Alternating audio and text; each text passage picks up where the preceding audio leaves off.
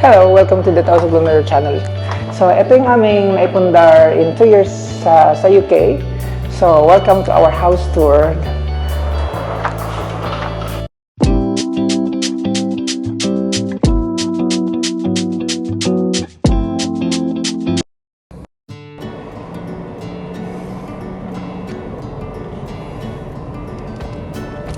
Pupunta tayo sa bahay na ginagawa na pinapagawa namin.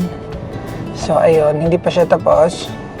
Supposedly tapos na siya dapat nung February pa, pero na-delay yung project. So ayun, accordingly matatapos siya hopefully by next month or June. So andito yung house, sa likod lang ng bahay namin, bahay ng tita namin dito sa Mutual Invest. Ayan. Ayan.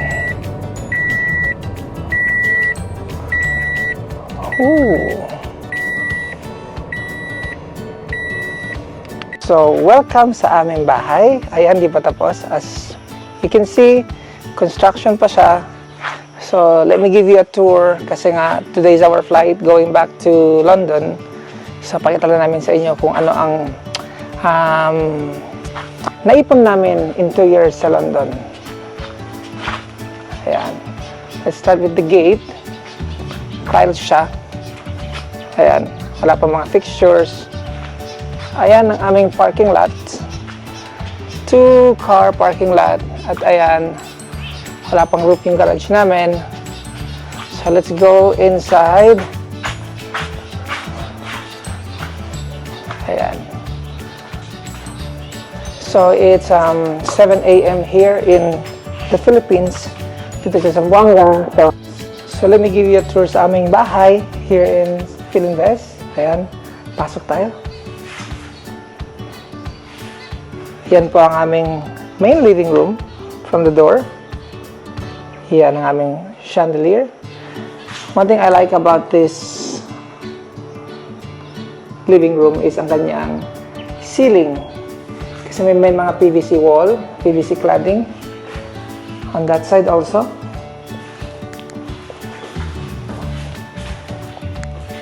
Yan. And that's our TV console. Yan ang TV console. And made from tiles talaga siya. Over there is glass window. And the size of this room is like nasa yung sala namin is, if I'm not mistaken, is nasa 4.6 meter over times 4.5 meter, parang gano'n kalaki. And after sala, here is our dining area. Ganda ng ilaw dyan. And one thing I like about ang aming dining area is this one. Pakita ko sa inyo. Ayan, lagyan mo natin dyan ng DJ. Ang aming yan. This is our folding door towards our veranda. Maliit lang siya, pero as you can see, parang extension siya ng aming dining area. And here, this side, we're going to put here, which is nabili namin ng aming dining table for delivery na in 1 month. And dito naman, maglalagay kami ng maliit na table. So, every morning, we can have a coffee here. So, ayan. Ayun, sarado natin. Ayan. Isa sa mga paborito ko dito sa may dining area ang aming ilaw. At dito, may LED light din siya. Here is LED light. Ayan o, pakita ko sa inyo. LED light yan siya. Pataas. Yun. And just to let you know, yung height ng ceiling namin is 3.5 meters. So, medyo mataas talaga siya. I intended to pataasin siya kasi nga, mas feel ko yung bungalow na mataas na yung ceiling. So, ito naman ang aming kitchen area. Yan. So, our countertop is made of quartz. Calcutta gold siya ang kanyang color. Calcutta gold. Ayan.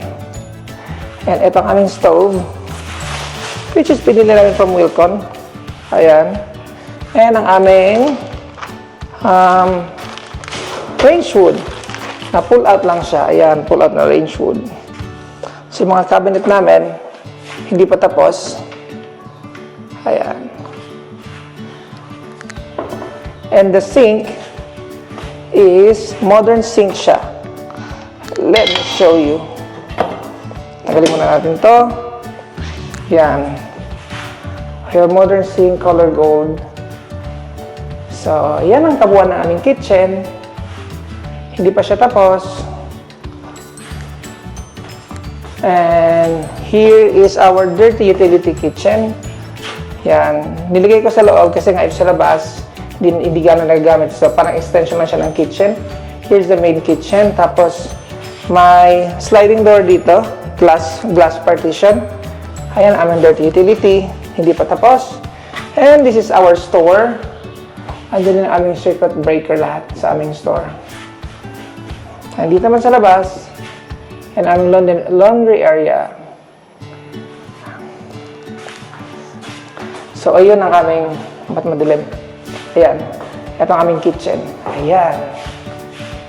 Yan ang kitchen namin. Let's go to master bedroom naman. So, ito ang aming master bedroom. Pakita ko sa inyo. So, from kitchen, may 3 rooms dyan. That's the master's bedroom. That's the second bedroom. And that's the third bedroom. Ito naman aming common CR. Common toilet and bath. So, hindi pa siya tapos. Ayan. Construction, under construction. May niche. Yan ang aming shower design. Ayan. So, pag maliligo ka, yan ang tiles mo dyan. Ayan. Dito naman ilalagay yung water closet. Kasi partition yan is glass wall. And yun. At dito naman ating master's bedroom. So, master's bedroom, medyo malaki siya. May mga built-in cabinet na rin. Ayan. So, side-by-side ang cabinet namin. At ito naman ang kanyang toilet and bath. Finish na install ang tiles, but then, hindi pa na-install ang mga bathroom fixtures. Medyo malaki ang CR na to. Ayun, may niche din siya.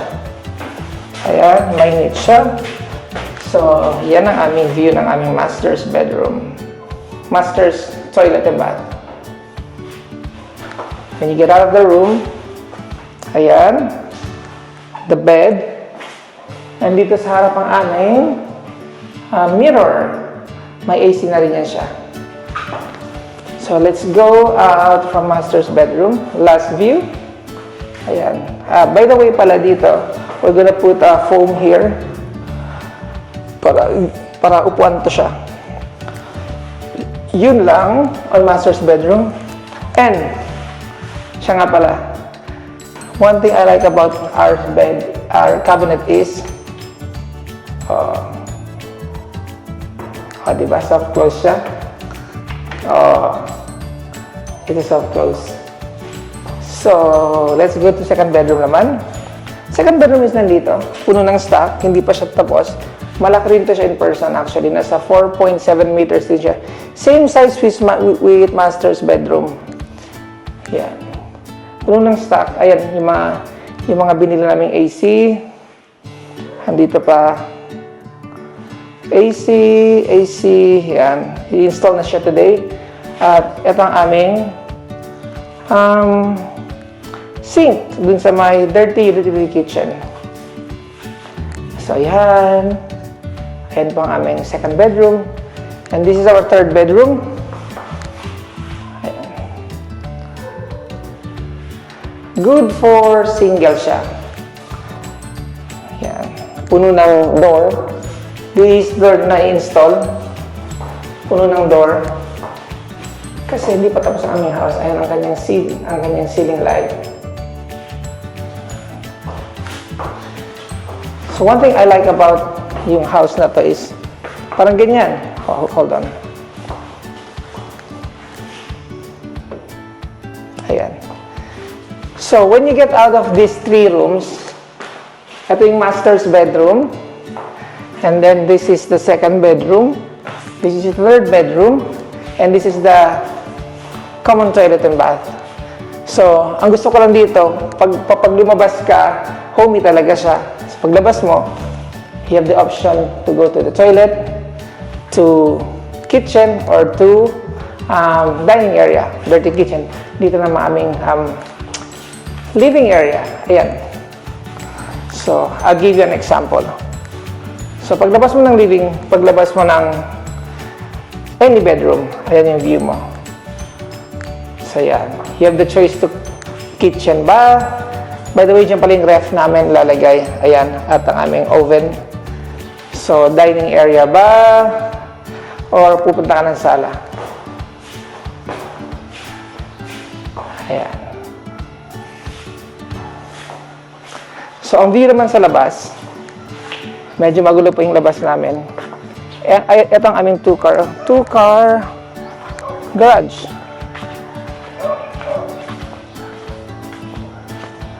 Yan, malaki to siya. Nasa 6 meter over 5.5 meter ata. Yan. So, two-car garage para kasya yung dalawang SUV. If ever in the future, may SUV tayo. Gusto ko rin ang design nito. May mga bricks siya. Ayan, bricks. Ayan po ang aming view papuntang gilid ng house. So, hindi pa talaga siya tapos. Totally under construction pa siya. So, hopefully, matatapos siya by tentative date, siguro sa June pa na matatapos. Ayan. So, ayan po ang aming kotse. At ayan yung house.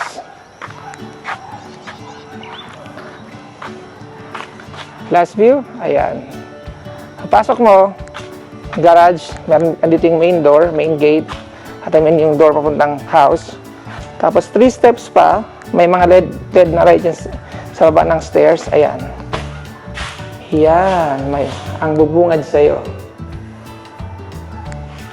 Tapos pasok, fast tour lang tayo.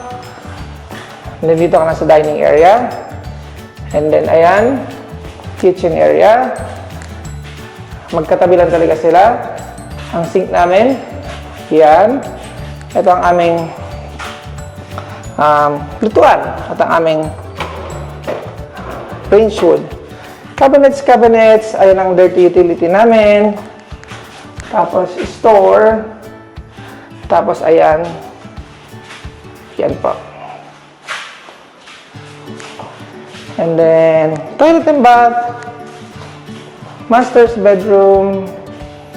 2nd bedroom. At ang 3rd bedroom. Yan ang ating recap.